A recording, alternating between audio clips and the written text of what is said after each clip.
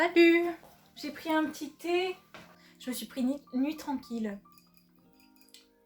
Il est 17h. Je sais pas pourquoi je fais des trucs comme ça, mais... Ouais, non. C'est trop chaud. C'est trop chaud. C'est temps de thé, là. On va éviter de pas se brûler la langue tout de suite. Ce serait sympa parce que j'ai besoin de parler. Bon. Alors, on se retrouve pour une vidéo que j'étais pas censée faire ce mois-ci. Voilà, on est en février. Et j'ai décidé de faire le challenge de Alex Bookin en Prada au début du mois. C'est le challenge février tapal, donc c'était top pour moi parce que j'ai énormément de livres dans ma pile à lire et je m'étais dit mais il faut que je m'en débarrasse, enfin pas que je m'en débarrasse mais il faut vraiment il faut que je les lise, il faut que ça avance, enfin, non c'était pas possible. Elle avait donné 3 objectifs, lire au moins minimum 100 pages par jour, et quoi d'autre, ne pas acheter de tout le mois de livres et se débarrasser des livres qu'on ne veut plus, les donner, les revendre, bref. Donc pour ce qui était des 100 pages par jour, c'était super. Pour l'instant, tout va bien, je suis en vacances. Ça fait presque 3 semaines, je me débrouille très bien. Ensuite, c'est là où ça se corse. J'ai redonné pas mal de livres. Enfin, j'ai décidé d'aller dans ma bouquinerie. La vendeuse ne peut pas reprendre mes livres, elle est obligée de me les racheter. C'est bête. Et en fait, donc soit elle me les rachète pour vraiment pas cher, ou alors elle me fait des échanges. Voilà. Donc j'ai donné au final 34 bouquins. Très fière de moi, c'est-à-dire que le deuxième objectif est rempli. Et pour ce qui est le fait de pas acheter, bah là j'ai chié dans la colle. Littéralement. J'en ai pour 9 bouquins. Je sais que je suis pas la seule dans ce cas-là. Je sais que, voilà, des fois on se dit, ouais non, ce mois-ci j'achète pas. Ma meilleure amie elle me dit que je suis malade. Non, non vraiment c'est pas une maladie. Bref, on va commencer tout de suite parce que vraiment j'ai 9 bouquins. Donc le bouquin peut commencer. J'ai acheté en janvier les 3 premiers tomes de la saga Judge. Et du coup, je me suis dit, je vais échanger avec le 4, le 5 et le 6. Voilà. Le sens du raisonnable, je connais pas. Voilà, donc je vais faire un update lecture dans pas longtemps, parce que je les ai tous lus. Je me suis pris un autre manga. Je sais pas du tout de quoi ça parle. Vraiment, je pense que ça va être la surprise. Je l'ai pris parce qu'il y avait un cerf. Voilà. Ça s'appelle Alpi the Soul Sender de Rona, tome 1. On va voir ce que ça donne. Voilà. Ensuite, c'est là où ça se corse un peu plus. J'ai 5 romans. Alors, je devais pas normalement acheter vraiment de bouquins ce mois-ci, mais je suis tombée sur la chaîne de Cornelius et ça a été un coup de cœur. Vraiment, je suis ultra fan du contenu qu'il fait. D'ailleurs, c'est grâce à lui, on va dire, que je me suis lancée parce que vraiment, j'adore sa chaîne.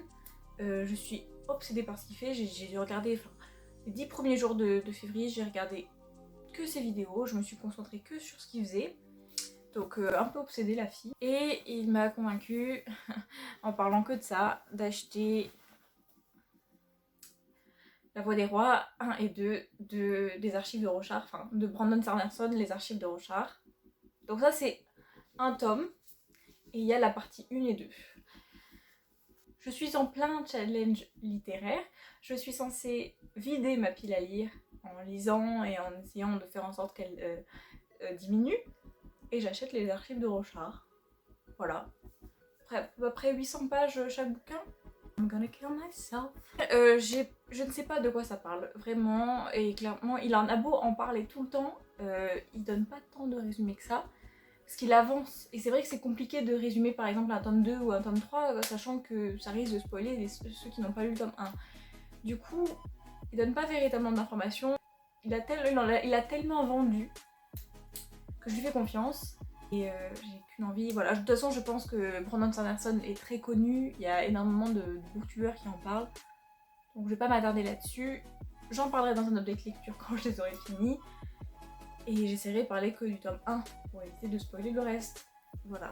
Ensuite j'ai foncé quand j'ai vu Engrenage et Sortilège. C'est un livre de Adrien Thomas de chez Rageo. Il est sorti en 2019 et j'en ai beaucoup entendu parler et je me suis dit... Sachant que j'ai beaucoup aimé La Dame des Loups, que j'ai lu en bibliothèque, donc je l'avais pas acheté et vraiment il était assez court, mais j'ai vraiment beaucoup aimé ce bouquin et là je me suis dit bon bah ça va être la surprise, mais j'aime beaucoup comment écrit l'auteur, donc on verra. Ça parle de Gris et Cyrus, qui sont élèves à la prestigieuse Académie des sciences occultes et mécaniques de Célubre. Je sais qu'ils s'entendent pas. Il y a juste une nuit où ils échappent à leur kidnapping, à leur enlèvement. Et donc ils sont obligés de faire alliance pour pouvoir s'en sortir et rester vivants et découvrir tout ce qui se trame. Ensuite, pareil, alors celui-là, les U4, il y a 4 tomes, ils sont ultra connus. Je crois que ça c'est le tome 1, si je me trompe pas, parce qu'on peut les lire indépendamment des autres. J'avais entendu dire qu'il était vraiment bien, je crois que c'était le 2 qui était moins bien. Il me tentait, on va dire, pas plus que ça, j'en avais entendu beaucoup de bien, donc je me suis dit, bon, au pire des cas, je le ramènerai. Voilà, pour l'histoire. Donc ce sont 4 tomes qu'on peut lire indépendamment, qui racontent l'histoire de 4 jeunes. Et U4, c'est le nom du virus qui décime à 90% la planète. Et en réalité, il n'y a plus que les adolescents de 15 à 18 ans qui restent sur cette planète.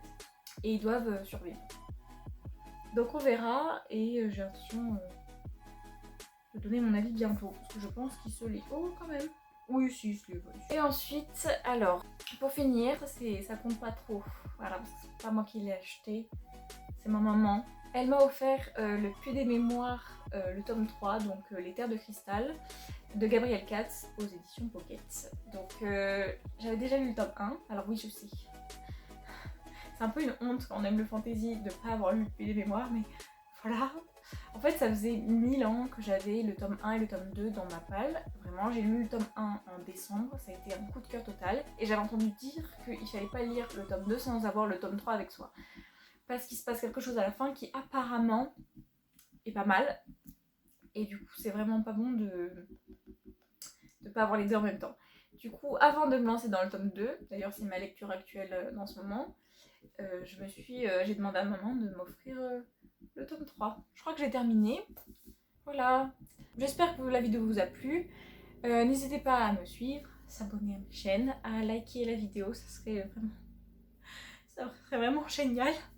Et vous pouvez regarder la vidéo précédente que j'ai faite. Voilà.